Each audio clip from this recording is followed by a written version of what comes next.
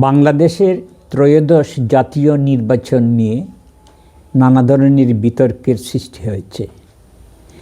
এর মধ্যে অন্যতম হল সংখ্যালঘু হিন্দুদের মনোনয়নপত্র নানা অজুহাতে বাতিল করা হচ্ছে।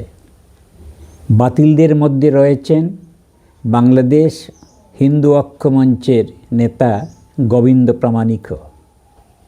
এই ব্যাপারে বিভিন্ন মহল থেকে ক্ষোভ প্রকাশ করা হয়েছে এবং এই পরিপ্রেক্ষিতে বাংলাদেশের একজন প্রধান ধর্মীয় নেতা এবং রাজনৈতিক প্রভাবশালী ব্যক্তিত্ব চরমনায়ের পীর মন্তব্য করেছেন, বাংলাদেশের হিন্দুদের রাজনীতির এত শখ কেন?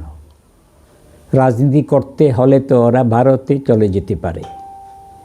এই মন্তব্যে ক্ষোভে ফেটে পড়েছেন গোবিন্দ প্রামাণিক। তিনি বলেছেন, এই দেশটি ছিল হিন্দুদের। গত 10,000 বছর থেকে এখানে হিন্দুরা রয়েছেন। 1400 বছর আগে এ দেশে কোনো মুসলমান ছিল না। এ দেশে কেন, কোনো এই পৃথিবীতেই ছিল না। আরব থেকে এসে যারা নানাভাবে ছলে বলে কৌশলে ধর্মান্তরিত করে বাংলাদেশে আজকে সংখ্যাগরিষ্ঠ, তাদের মুখে এ ধরনের মন্তব্য মানায় না। আমাদের মাটি এবং আমরা এই মাটির সন্তান। আমাদের প্রতি যারা অন্যায়, অবিচার এবং বৈষম্য করছে, ইতিহাস কখনই তাদের ক্ষমা করবে না।